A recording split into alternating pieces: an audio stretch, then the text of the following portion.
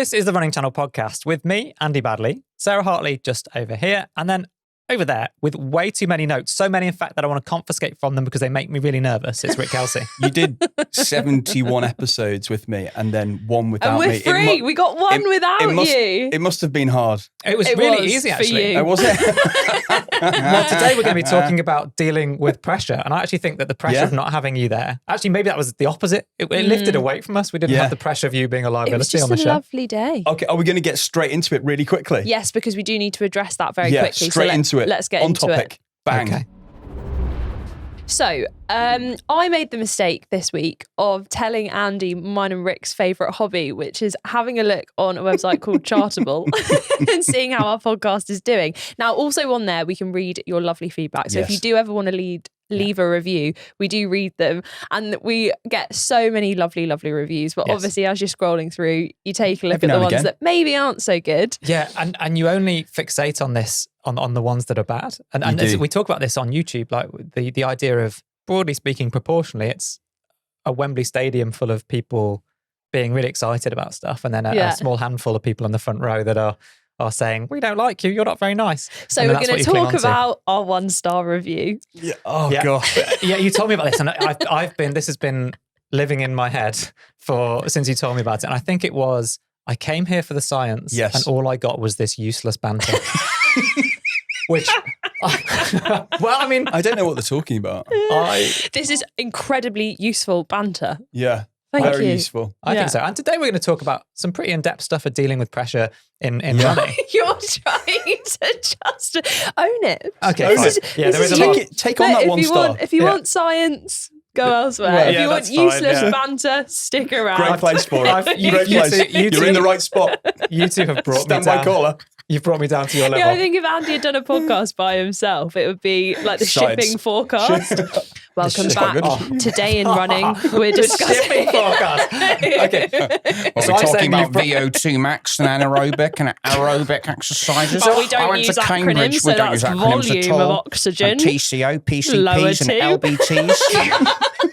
I hate you both so much. I was going to say something nice now. Oh, go on. Because also we get lovely comments on YouTube as well. So on one of our recent Running Channel Meets podcasts, we had this comment, which is a lovely contrast. So it was, actually, I love the contrast in the 3 Running Channel Meets episodes so far. Colin Jackson runs for 14 seconds, Adele for 3.5 hours, and Jasmine for 60 hours.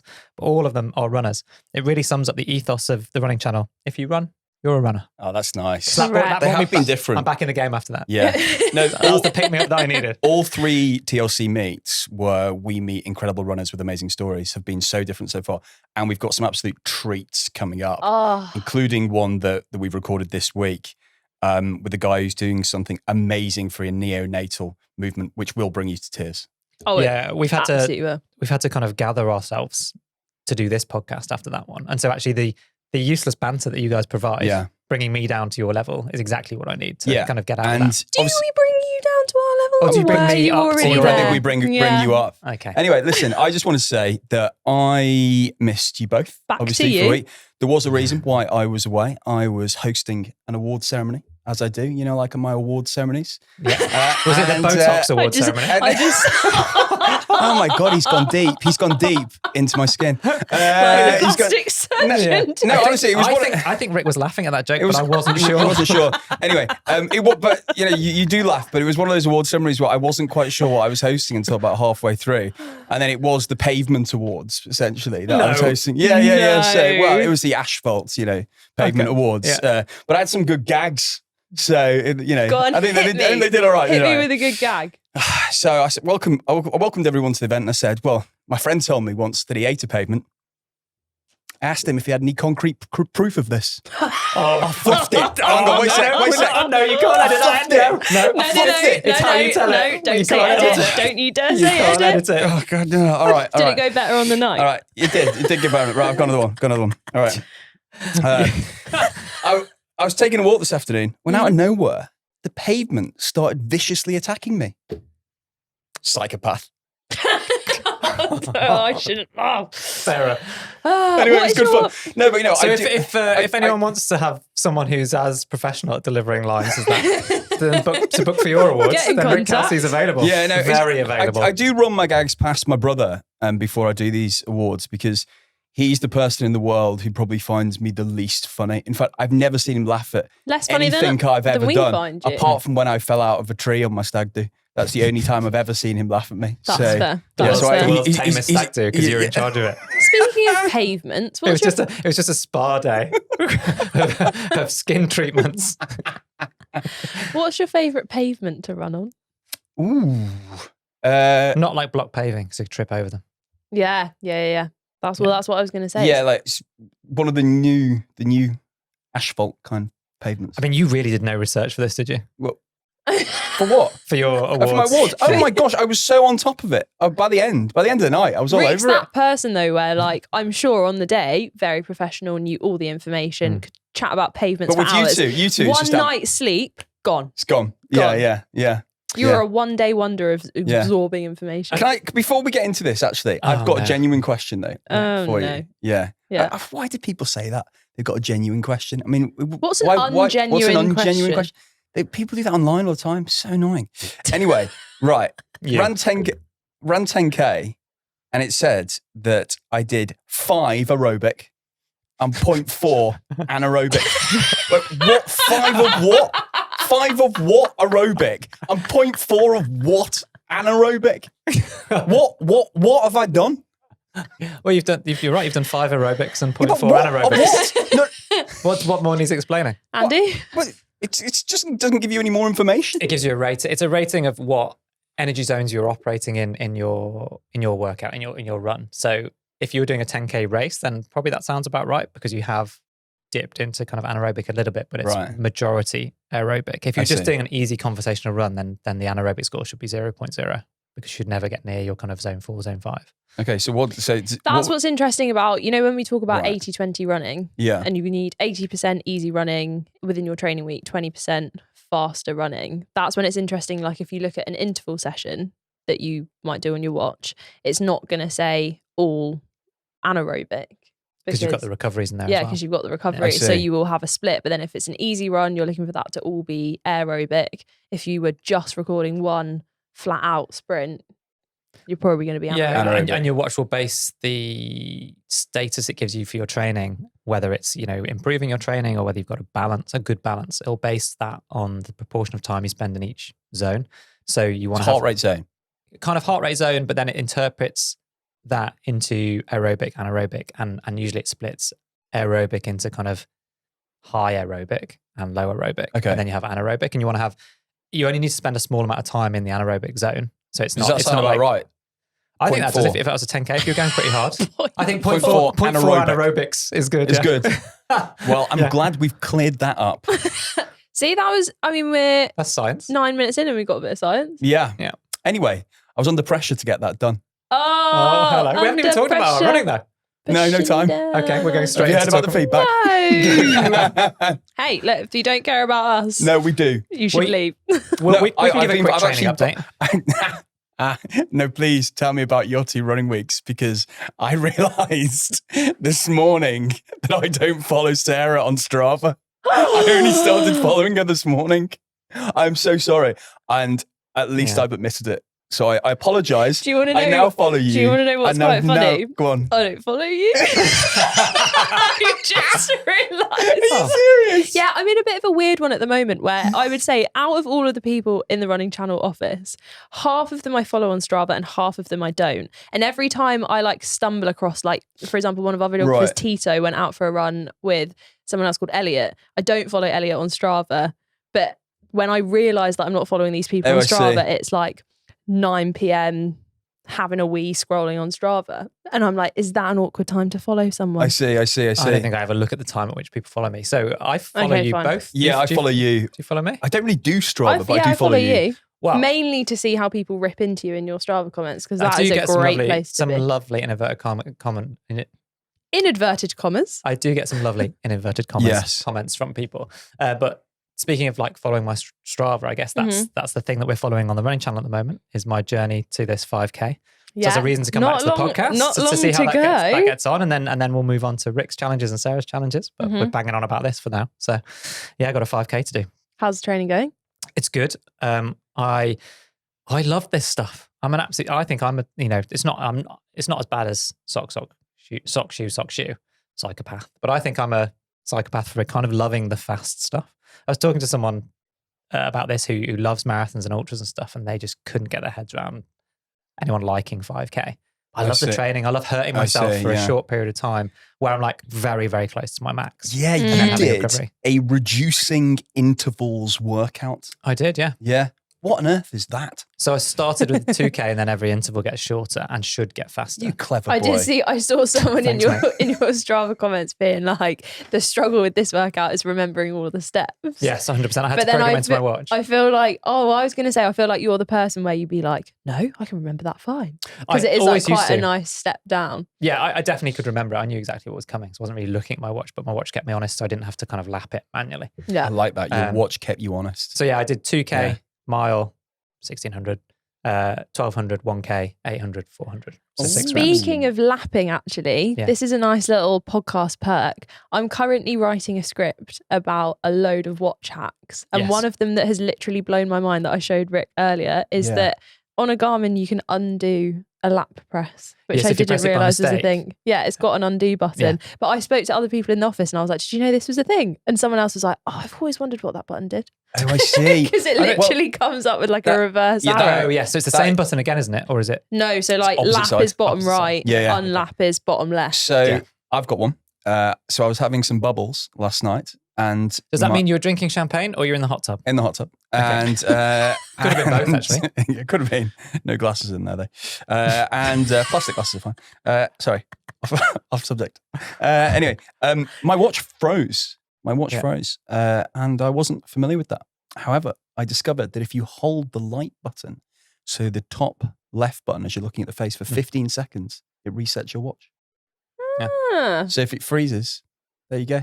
Because it has done that once before, and I basically waited overnight, plugged it in for it to do something overnight. But that's there you go, like 15 seconds. With my phone, no idea how to turn it off. Oh, is it one of the new iPhones? Yeah, you have to hold both buttons. But the other day I was like, I'm going to have to turn it off because it got stuck on a timer. And I was like, genuinely had to Google, how do I turn off my phone? Good. Sarah, do we need to know anything about your running in the last 7 days? Quick top line. Yeah. Still injured my Achilles. Oh, yeah? Was brave enough to go to the physio. And actually, it wasn't as bad as I thought. Someone else I know has injured their Achilles. And which physio did you go to? Just a local one in London. Yeah. And he was great. He went through, he like felt my Achilles versus on my other foot, was like, what are you doing currently? And I was like, well, self-medicated. I've dropped down to 2 runs a week and then I'm just leaving big gaps. And he was like, no, that's wrong. And I was like, cool, that's why I'm not a physio. So basically I'm reducing my overall distance when I'm running, but I'm now switching to running basically up to 5K, less if it doesn't feel good, every other day. And then I've got like specific exercises to do in the gym every other day with the aim of, rather than it being like big spikes in load and then big gaps, it will be like lower continuous load, and then we'll just build it up, and then I'll be ready for my half marathon in September. Going to be ready, and I'll be running that PB. I've got so much motivation, which always happens when you're injured, because you can't go out and do it. No. And then as soon as I can run again, I'll be like, no, don't want to go to the track. And if you do have Achilles pain like Sarah has, then it'll be quite individual. So you've been to see a physio, you've got that specific advice. So and it's really interesting because there's so much. I am terrible. I did Google it, and there's so much conflicting advice online. So like, do definitely for pain like that, go and see, because he drew me an Achilles. Yeah, want to say muscle, and the reason for drawing like, drew you the muscle. Yeah, he like drew it. A muscle. Wow. Sorry, not a muscle. He drew it. Tendon? He drew out. Yeah, sorry, tendon, because I've got tendinopathy. I drew it out, and no, he drew it out, and then like described what it was, and I was like, oh, I've come away and I've learned something. Sarah, your Achilles has been under a lot of pressure, but runners in general are under pressure to achieve and push themselves to new levels. I think this is an interesting topic to talk about, because for a lot of people listening to this, you might be like, oh, I don't have any pressure. But actually, even as an average runner, I feel like you are, or you can put quite a lot of pressure on yourself. If you're going to a race, regardless of whether you're trying to run a PB, or if you're just turning up and trying to do something for the first time, or even if you're going to park run, there is that kind of element of, it's slightly elevated. It's that slightly pressured situation. And then that might be, you might feel the same amount of pressure as Andy when he was competing in the Olympics, or like for any of us when we go and take on a challenge, we've got the lovely running channel community who are invested in it, they're following along, that's added pressure as well. So I feel like all of us are relatively good at dealing with pressure, but I guess we should share some tips and for anyone else who is struggling with pressure whilst running. Yeah, and I think the first thing is to acknowledge that you might sort of oscillate back and forth from one extreme where you're like, I'm so worried about this, because you've been building up to something over the course of months as you train for it, and then it becomes this be all and end all, and you're kind of organizing your life around it, and then thinking it's not that important, no one else cares, like why am I so worried about this thing? And just kind of acknowledging that swings in your emotions about it is totally normal. And that's hard as well, because that is quite often like for London Marathon, I was like, I'm scared. Like I'm worried about this. There's so much pressure. And then I remember like some of the things that you and other people were telling me. I think someone had told you in your career, like, don't worry, everyone's going to go back to watching EastEnders the week after. Yeah. Which is like, it's really good advice for taking that pressure off, but you need to not remove the element of like, it's okay to care about it as well. Yes. It's not that like no one cares and you shouldn't care, it's not important. It's just don't let that external pressure affect how you're feeling. Yeah, and I think look back to a previous time in your life where what you would have thought about the opportunity you now have. So for me at the Olympics, I was like, I've worked really hard for 10 years from being like a teenager, thinking, idolizing people on the TV in the Olympics and just thinking this is the pinnacle of this. I would give anything to be there. How do you get there? What do I need to do? How much better do I need to get? Yeah. And getting a little bit better every year, finding a coach, all of that stuff. So then being in that position where I wasn't just going to the Olympics, I was going to the Olympics to try and win a medal. And then you feel the pressure in a different way. But then psychology-wise, and I did get the luxury of working with a sports psychologist, you're then like, I would be like, I've worked really hard to have the opportunity to have that pressure. So almost like this pressure is my reward for all of the hard work. And that's the same for a 16-week marathon plan, regardless of who you are, how fast you're trying to run. Like you've worked really hard to put yourself in a position where you can kind of embrace the pressure. It's hard with running as well, because you can't cheat it. You have to like put in the work in order to run a marathon or a 5K or a 1K, whatever that is. And I think that adds to the pressure as well, because it's like, oh, all of this time, I want this outcome. Yeah. And that outcome is 100% not guaranteed, whether that's a medal at the Olympics or a faster time at Parkrun or a marathon PB. Yeah. It's or like completing a distance for the first time. Running is so unfair, but that's kind of why I like it, because it is that like hard work sometimes lead to reward, sometimes doesn't. And for me personally, quite often it is pressure, which is the like tipping point. Yeah, and you've got to handle pressure in a way so that you don't end up talking yourself out of it. Like ultimately that's what pressure can build. And so working on having a release for that pressure. So talking to someone, having a distraction, having your family or friends, or going for a run, listening to a podcast like the Running Channel podcast, just something to take your mind off it, or coping strategies to deal with it at key moments. Like I think that the hardest point for me I found to deal with pressure is the night before the race, whatever that race is, or event. Not on the start line. No, I was always, if I could just snap my fingers from a few days before the race to then be on the start line, that's what I'm absolutely in the game, ready to go. That's interesting. Trust myself then, because you can't do anything about it. I spend so much time worrying about, am I eating the right thing? Do I need to go to the toilet? Should I do a little stretch? Do I need to do a foam roller? Oh, does that niggle hurt there? Have I had enough sleep? Have I had enough drink? I'm in my own head. And so it's really important not to let that get on top of you. And so I would find that the moment that I feel in a pretty good place, and if I hadn't done what I'm about to describe, I guess I would turn the light off the night before, 10 o'clock or whatever, to go to bed, and feeling pretty good. The moment the light's off and I'm lying there feeling pretty sleepy, ready to go to sleep, bang, I'm wide awake. All of the thoughts are coming through my head, and I'm like, what if this happens? What if that happens? What if can't tune out? No, can't tune out. But can your Olympic experience can someone resonate with that for the night before a marathon? So you're on the start line on marathon day. You've got loads of people. All your senses are zinging off because you just got so much sensory impulses going on. So many. But then the night before, you're on your own, room, quiet, and you can't zone out. You can't get to sleep. Yeah. So to address that one, the night before, what I would do is before turning the light off, and actually before getting into bed, I would sit at like the desk in the hotel I was staying in or whatever, and there's usually some hotel stationery. And I remember it vividly over the course of 10 years doing this. And I would write down all of the things that were, like I would try really hard to consciously think about the things that are worrying me. So, and then I would write each point down. So I'd write down that I was worried about a particular person that was going to be in the race the next day because they were a rival. And then I'd worry about what if the pace is too fast and I can't keep up. And then I'd write down. So I'd write down all of these things that I was, so that for, if anyone, that could be I'm worried about I haven't done the right training, or what if I just can't complete the distance, or what if I get cramp, or what if, like all of the things that you think you're about to think about when you fall asleep. And then I'd write down next to each one a rational, because they're quite emotional, those responses. I'd write down a rational reason why that thing wasn't something to worry about. So if it was about a rival, I'd write down, I can't control what they do. I can only control what I'm doing, and I've done some amazing training. This is so good, isn't it? Then I'd cross. Anyone can use this. Yeah, and I think and as I'd well, cross out each point as I go through it. Yeah. Then you like, but that's quite important. It sounds really small, but physically crossing out the doubt that you've dealt with is a powerful association that you make. So powerful. And then I would finish by writing a list of maybe 5 or 10 bullet points that were the opposite. They were all of the reasons that I would run well. So I've done the best training in my life. A very specific training session that I did 10 days ago. The fact that I really trust my coach. The fact that when it comes down to it, when I get on the start line previously in the last however many years, I've always done okay. Like I would back myself to make the right choices. And then I would fold that piece of paper up, put it into my race bag for the next day. So I could refer back to it if I wanted to, if I was having a moment of doubt the next day. Your notes before you go to bed are so good. Mine are just what I've got to get from Morrison's. And it's all just Gabby, champagne. Plastic glasses so I can take it in the hot tub.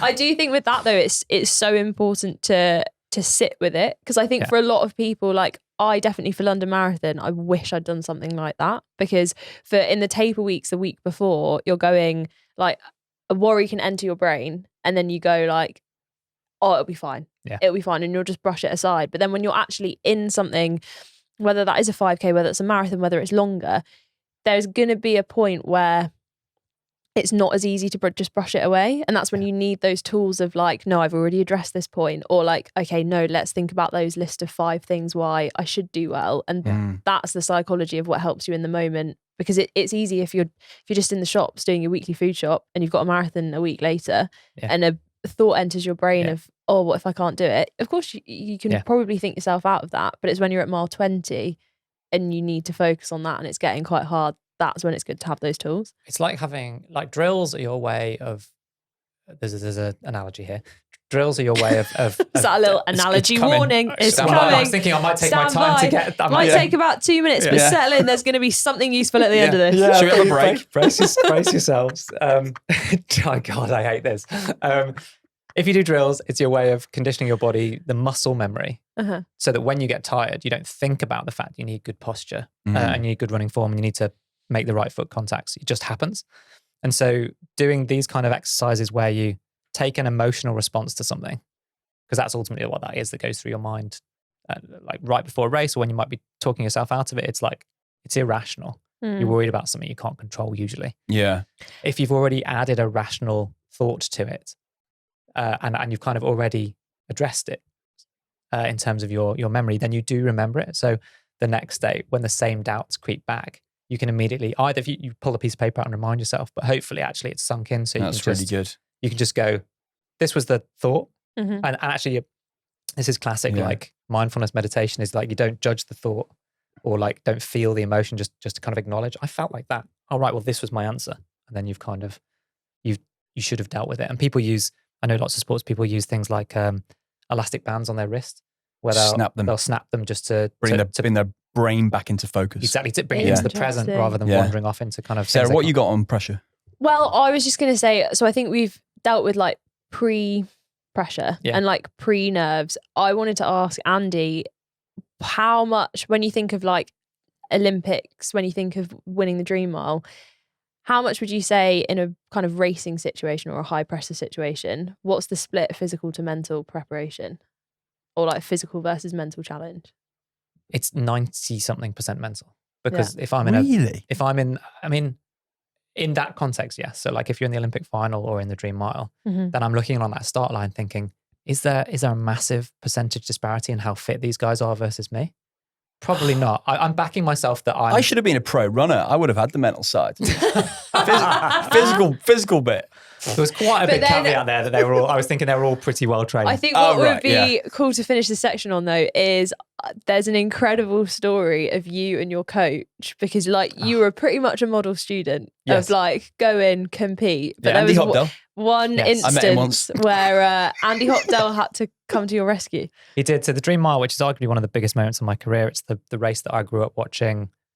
Ovett, Cram, Co. set world records there, and the news would be interrupted. Where is it? In Norway? Is it Norway? Yeah, it's in Oslo. Yeah. Yes, Rick. And the race would be at 10 o'clock at night. So that was even because it was still broad daylight in Norwegian summer. Yeah. And so you're in the hotel for so long during the day, and that's more time for me to get in my head. I rocked up at the track, didn't get to the track till about 8 o'clock, and there'd been races going on already. And the mile was the very last race of the meet, and there'd already been a 1,500 meters. They're basically a very similar distance, but that was effectively the B race. And Tom Lancashire, good friend of mine, but also at that point one of my biggest rivals, had won the 1,500 meters in a time that qualified him for the Olympics. And I rocked up at the track, and one of the statisticians for the BBC just came running up to me. "Did you see Tom's run?" Da, da, da. And I was like, "No."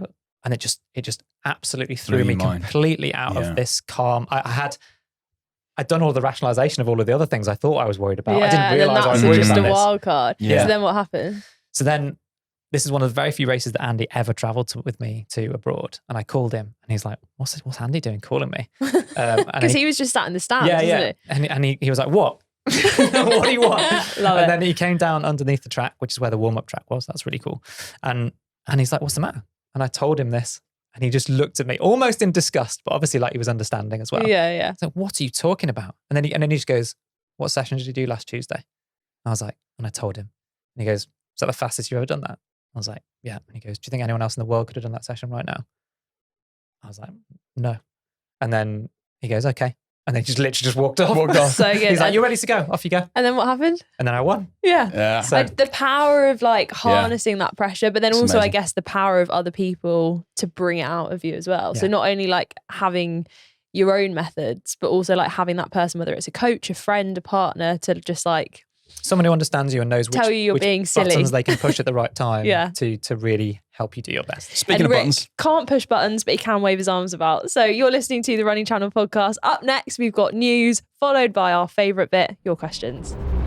News time. Edinburgh. Lots of people have been contacting me about Edinburgh and A, how much fun it was, but B, some of them missed out on a medal. Yeah, it was a wet course, and loads of people said that they had an amazing time out on the course. Crowds were amazing, but unfortunately a lot of people were left without medals, which is such a shame. And I understand it from, events companies are struggling post-COVID. It's a hard place, but by the amount of medals for the people that are signed up, because the people who have been out on the course for the longest amount of time probably deserve it the most. Deserve a medal. I'm sure we'll get some messages in from race organisers because it's really hard. They have to predict dropout because it is quite a big outlay. And there's an environmental impact as well of buying stuff that never gets used. So personally, I would be in favour of the same medal for a race forever. Helps the events companies. Everyone's guaranteed a medal. Buy in bulk, use for the next 50 years. But then if you did the same event every year, you get the same medal lots of time. Would you still like keep hold of those and just have like 10 of the same medal? I think a lot of people would disagree with you. Well, just add little things onto the medals on the lanyard. Rather than the lanyard. But running's unique, isn't it? With medals, and the fact runners get medals quite often. If you play in a rugby team or a cricket team, then you don't get medals all the time. Yeah, I've true. No idea of the relevance of that. So I did a Tough Mudder recently, and you get there's so many medals. Oh, okay. So the event organisers are constantly having to produce more and more medals. It does also mean that different people get to design them, so it's hard. But I did a Tough Mudder recently, and the more times you do it, you get a different colour headband. So maybe they do that. Run Edinburgh Marathon 10 times. Okay. Get a headband. Yeah, Sarah Hartley has. Don't employ me. It's full of ideas. Organizer. Anyway, other news, Andy. Really quick one from me. Olympic year, so I'm going to keep bringing us back to some Olympic performances on the track. And I'm always biased towards the mile and the 1500. So there's a famous mile out at the Prefontaine Classic, which is the big meeting in the US, in Oregon, and the British record for the mile, which was held by Steve Cramman, has stood for 39 years. And I would have loved to get close to this. I ran 3:49, Steve Cramman ran 3:46. And during his period of competing, actually, that was in the 80s, that was the first time that it went under 3:50. Oh, wow. And now Josh Kerr, who's the world champion from 2023, went out, won that race, beat Jakob Ingebrigtsen's, their big rivals. And that rivalry is really building ahead of the Olympics. And I think that's really cool. What's been missing in athletics for like the last few years. Decent rivalry. Yeah, where people can actually like pick a side and get excited. I'm biased, obviously, because Josh is British. And he ran 3:45.34 and used different tactics. He took Ingebrigtsen on early. Usually it's someone passes Ingebrigtsen in the last 100 meters. Yeah. Whereas this time Josh made all the running, which is amazing. You know, Cram's record though, you know, we talk so much on this podcast about how modern medicine and modern shoes have propelled younger athletes to amazing times and amazing performances. Cram's record's 39 years old or something. Is that what you said? 39 years old? Yeah, it's a phenomenal time. 3:46 in that era. So they had the same track surfaces broadly. They have improved a bit. Right. But yeah, they'd have been running the spikes that me and Steve Cram ran in wouldn't Same have been thing. wildly different. But now they I are would love different. to be a record holder from 40 years ago. Yeah. Because surely like you're just strolling around going like, didn't wear super shoes though. Still got it. Yeah, Yeah. he'd definitely be smug. And if anyone wants to, they should dig out some old footage of Steve Cram running back in the 80s because I'd love to see that. Very few people that look as natural and flowing as him. Like it's unbelievable to watch him, particularly in 800 meters at the Commonwealth Games. Go and seek that out. Woo. Rick, Right. questions. Nicholas from Germany. He's 24 years old and he's got a question regarding easy running. For context, he says, I've been roughly following the 80-20 rule for about 7 to 8 months. Haven't been doing it religiously, but just been following it as a guide. The thing is, during this time, 3 of my fastest easy runs have been on days when I've spent the night before clubbing and drinking. The first 2 times I took it as a coincidence, but this weekend, I'm starting to see a pattern, he says. Is there any science behind this, or is it just an oddity? Obviously not recommending it. Well, Nicholas, well. What do I say? Sometimes I get out there on a Saturday morning and woof, my times. 1 bottle or 2. Shared, obviously, shared. With Of the G-Dog.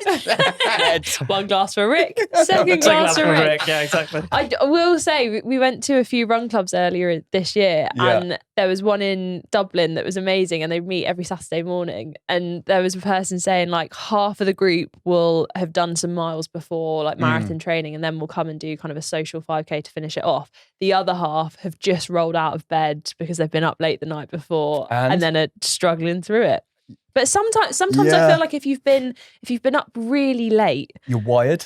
Yeah, you're so dazed and so confused about what's going on. That you don't feel the pain and maybe you've got loads of sugar in your system. Yeah, what I will say though is I don't think you can run a Andy's PB on face it. is like, don't do this. No, I'm just thinking about that one story of you people don't come here for science. This is not a science answer. I don't think there's science behind heavy drinking and then performance being increased the day after. But I do have an anecdote, which is when I was at university, I was the captain of our team, and a good friend of mine were pretty closely matched over cross country. They let you be captain? I know, unbelievable, right?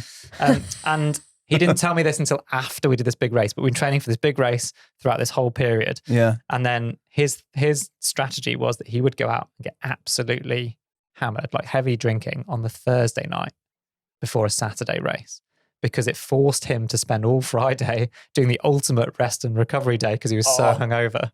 And then he'd perform really well on the Saturday. Oh, because on Saturday you're like, I feel a bit better. What's even more galling, he did this big race, and he beat me. Wow. Good on him. I think I know who that is. You went to the library on Thursday, you went to the library on Friday. Before and after the race on Saturday. Yeah, I was just in the library every day. Yeah. My lovely wife is the only person I met at university. Yeah. That and the books. You know what? I think a lot that of books. could be true, actually. Could be true. Helen from Hertfordshire. I've recently got back into running after having 2 children and regularly run 8.5 kilometres a week, 3.5 at work, very similar to parkrun, and 5K, either at parkrun or on my own run. As part of the group of runners at work, I've signed up for a 10K starting at 8 p.m. on the longest day of the year. It's called the Summer Solstice 10K in St. Albans. Nice. I have a couple of questions that I would be so grateful if you could help me with them. They are, 1, should I do the majority of my training in the evening to try and mimic the feeling on race day? That is really interesting. 2, is there anything else I need to be doing to prep for a race in the evening after a busy day. You were talking before about Norway, about running at 10 o'clock at night. When you did that, had you been training running at 10 o'clock at night? Yeah, but I didn't do all of my training. I think doing every single run at that time, I think would be overkill unless that's a good slot for you in your day's training. And doing that through the winter is not possible either because of the darkness. But I think doing a few practices and generally doing the harder runs that you do, the ones where you're going to simulate that race pace in some way, interval sessions or tempos, picking one of them each week and doing that certainly in maybe the last 4 weeks before the race would be a good way of just getting used to it. Because I think there's pretty good science behind your kind of circadian rhythms and your energy levels actually being at their highest in the evening. So my big sessions, big race replication sessions, ones which are trying to do predictions or I just know it's going to be really hard, I always did them in the evening on the track. Oh, interesting. But because and the time of year would make a difference as well. So I think getting used to it, getting used to eating, and also I would be saying, for me anyway, I would do a shakeout run during the day for a late race as well because you've got time and you don't want your body to kind of go to sleep. So just go out for 1 or 2K at lunchtime. And then the second question was, is there anything else to be doing to prepare? I would just try to limit the amount of time that you're I don't know what the job is here. So the amount of time you're spending on your feet, the amount of walking that you're having to do. And then staggering your kind of food during the day. Yeah, because it's a weird one as well. Because if you're leaving work, we've done it a few times where we've gone for a race at 7 and trying to get food in is hard, but just staying fueled and hydrated, especially in the summer. At least it depends on what kind of meal you're going to have. Like if it's going to have a proper meal, then this is 8 o'clock start. But I would not recommend. This is where you bring in your brunches and your linners. They're just weird, right? What was the second one? Your linners. It's like a cross between a lunch and a dinner.